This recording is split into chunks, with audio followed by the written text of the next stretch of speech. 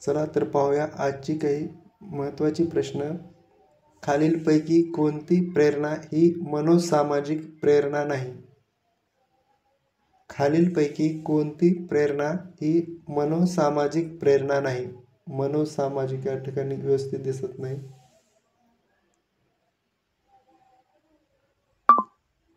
कुतूहल व शोधन, अवसर्जन, संलग्न का संपादन?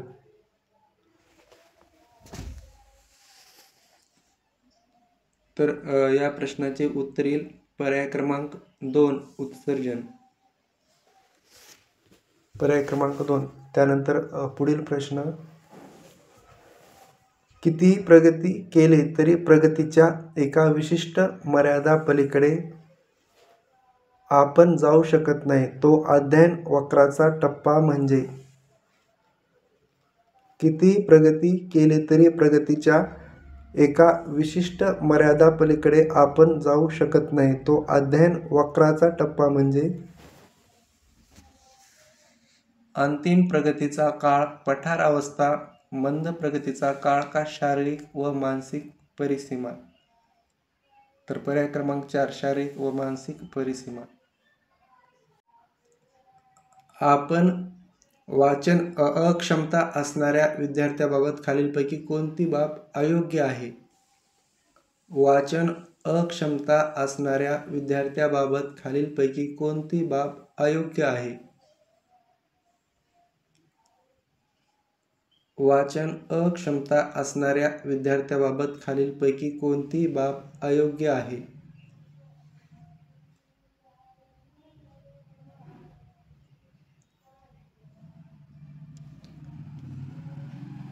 तर पर्याय क्रमांक 4. त्यानंतर पुढील प्रश्न. परीक्षेला जाताना मांजर आडवे जाणे ही परीक्षेत नापास होण्याचे कारण ठरवले जाते, हे खालीलपैकी विचार प्रक्रियेतील कोणत्या अडथळ्यामुळे होते? परीक्षेला जाताना मांजर आडवे जाणे ही परीक्षा नापास होण्याचे कारण ठरवले जाते, तर हे खालीलपैकी कोणत्या विचार प्रक्रियेतील कोणत्या अडथळ्यामुळे होते? काकतालीय न्याय. पर्याय क्रमांक 3. त्यानंतर पुढील प्रश्न. धारणेबाबत कोणते वैशिष्ट्य योग्य आहे?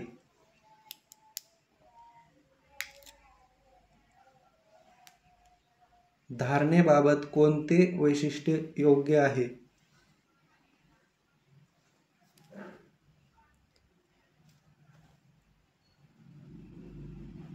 प्रश्न क्रमांक 4. धारणेबाबत कोणते वैशिष्ट्य योग्य आहे? तर पर्याय क्रमांक 1. धारणा बोध अवस्थेत असेल तर आपल्याला चटकन आठवते. त्यानंतर पुढील प्रश्न. भावनिक बुद्धिमत्ता ही संकल्पना सन 1995 मध्ये जगासमोर आणणारे मानसशास्त्रज्ञ कोण होते?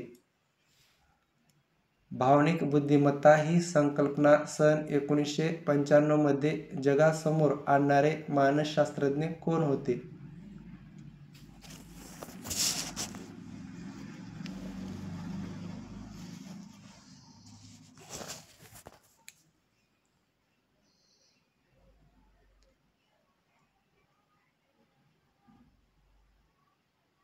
भावनिक बुद्धिमत्ता ही संकल्पना जगासमोर आणणारे मानसशास्त्रज्ञ डॅनियल गोलमन हे होते. पर्याय क्रमांक 2. त्यानंतर पुढील प्रश्न. हद्दपार ही कादंबरी कोणी लिहिली? हद्दपार ही कादंबरी कोणी लिहिली?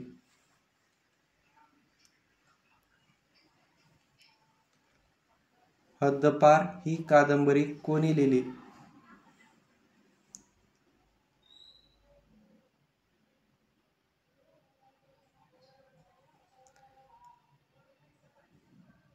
हद्दपार ही कादंबरी कोणी लिहिली? तर पर्याय क्रमांक 3 श्रीपाद नारायण पेंडसे. त्यानंतर पुढील प्रश्न. मस्त ग्रंथीतून स्रवणाऱ्या स्रवाचे प्रमाण वाढल्यास काय होते? मस्त ग्रंथीतून स्रवणाऱ्या स्रवाचे प्रमाण वाढल्यास काय होते? व्यक्तीची बुद्धिवाढ होते, शरीराची अवस्था वाढ होते, व्यक्तीच्या वर्तनात अस्थिरता वाढते का व्यक्तीची कामवासना वाढते?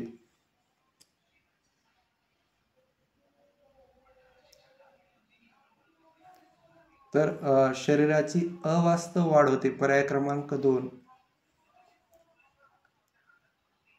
त्यानंतर पुढील प्रश्न, आपण जेव्हा एखादा क्रिकेटचा सामना पाहतो, मन पटलावर जशास तसाच तयार होतो, तेव्हा मानसशास्त्राच्या भाषेत त्याला कोणती कल्पना म्हणतात?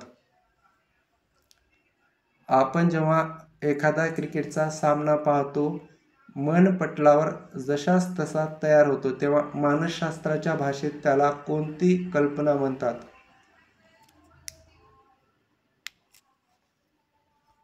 तर पर्याय क्रमांक 3.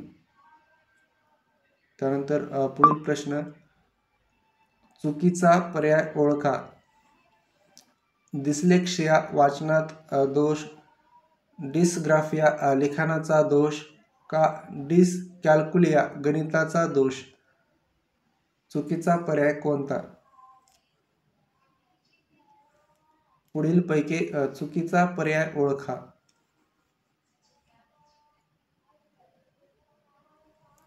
तर या प्रश्नाचे उत्तर येईल पर्याय क्रमांक 4 यापैकी नाही. त्यानंतर पुढील प्रश्न, कोणतीही गोष्ट जाणून घेण्यासाठी मनाने केलेली धडपड म्हणजे? कोणतीही गोष्ट जाणून घेण्यासाठी मनाने केलेली धडपड म्हणजे कल्पना, अवधान, विस्मरण का स्मरण? कोणतीही गोष्ट जाणून घेण्यासाठी मनाने केलेली धडपड म्हणजे कल्पना, अवधान, विस्मरण का स्मरण?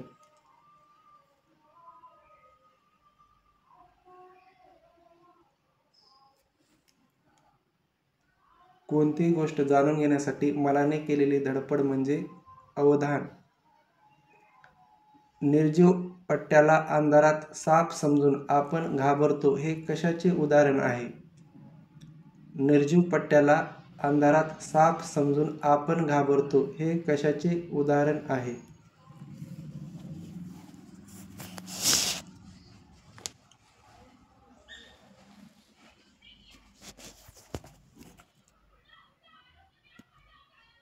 निर्जीव पट्ट्याला अंधारात साप समजून आपण घाबरतो, हे कशाचे उदाहरण आहे?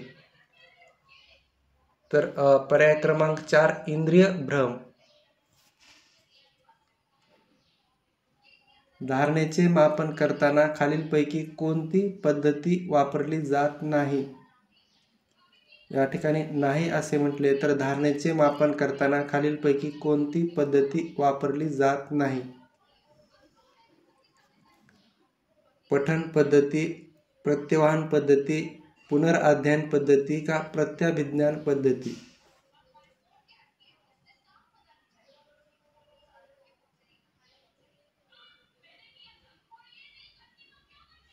तर पर्याय क्रमांक 1 पठन पद्धती ही वापरली जात नाही.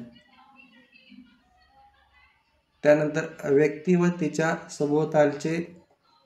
तिच्या भोवतालचे वातावरण यांच्यातील आंतरक्रियातून प्राप्त झालेल्या मर्मदृष्टीद्वारे समस्या सोडवले जातात असे कोणाचे मत आहे?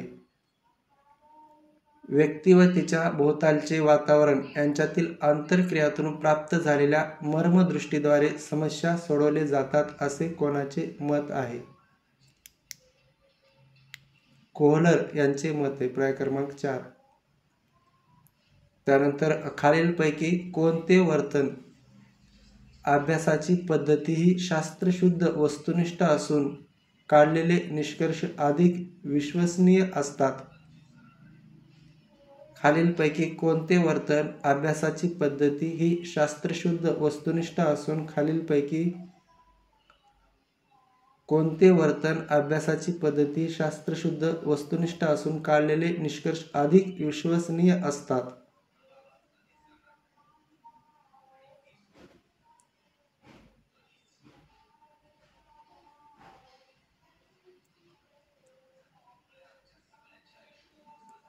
आपल्याला थोडंसं जास्त वेळ घेतला आहे प्रश्नाला. तर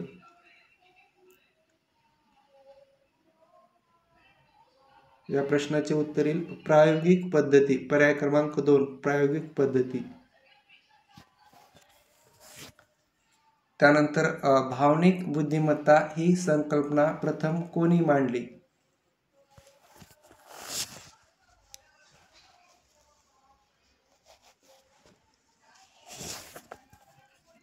भावनिक बुद्धिमत्ता ही संकल्पना प्रथम कोणी मांडली? Daniel Goleman, William Jones, Peter Salovey का जॉन मेयर?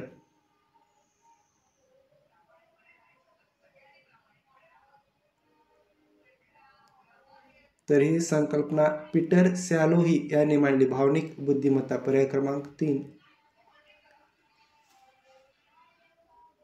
त्यानंतर पुढील प्रश्न,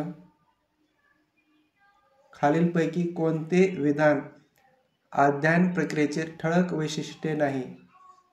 खालीलपैकी कोणते विधान अध्ययन प्रक्रियेचे ठळक वैशिष्ट्य नाही?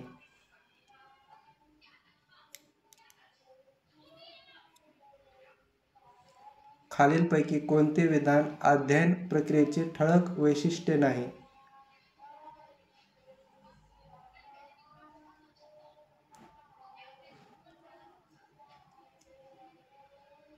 खालीलपैकी कोणते विधान अध्ययन प्रक्रियेचे ठळक वैशिष्ट्य नाही? तर पर्याय क्रमांक 1 सर्व प्राण्यांचे अध्ययन सारखे असते. त्यानंतर जेव्हा शिक्षक शिकवताना खालील बाबी करतात तेव्हा ते कोणत्या अध्यापन पद्धतीचा वापर करतात? जेव्हा शिक्षक शिकवताना खालील बाबी करतात तेव्हा कोणत्या अध्यापन पद्धतीचा वापर करतात?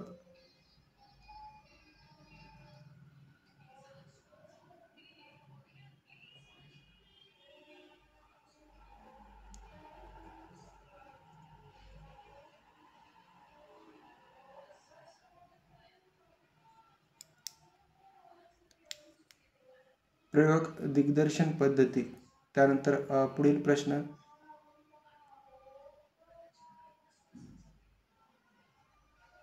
कोलंबस आणि स्निक यांनी मांडलेल्या प्रेरणेच्या वाक्यामध्ये खालीलपैकी कोणते विधान समाविष्ट आहे?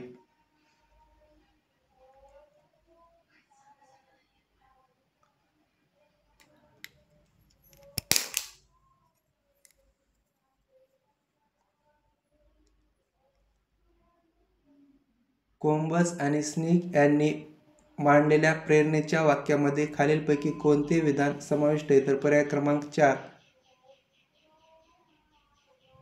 त्यानंतर एखाद्या मोठ्या समूहाचे वर्तन काही प्रमाणात कसे घडेल यांच्या अंदाजासाठी ही पद्धत अत्यंत उपयुक्त असते. एखाद्या मोठ्या समूहाचे वर्तन काही प्रमाणात कसे घडेल यांच्या अंदाजासाठी ही पद्धत अत्यंत उपयुक्त असते.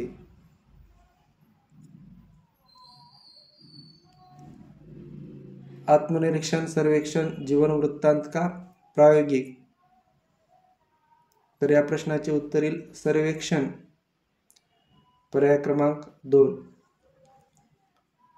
तर अशाच माहितीसाठी व प्रश्नमंजुषासाठी तुम्ही स्टडी देवांश या चॅनलला सबस्क्राईब करा.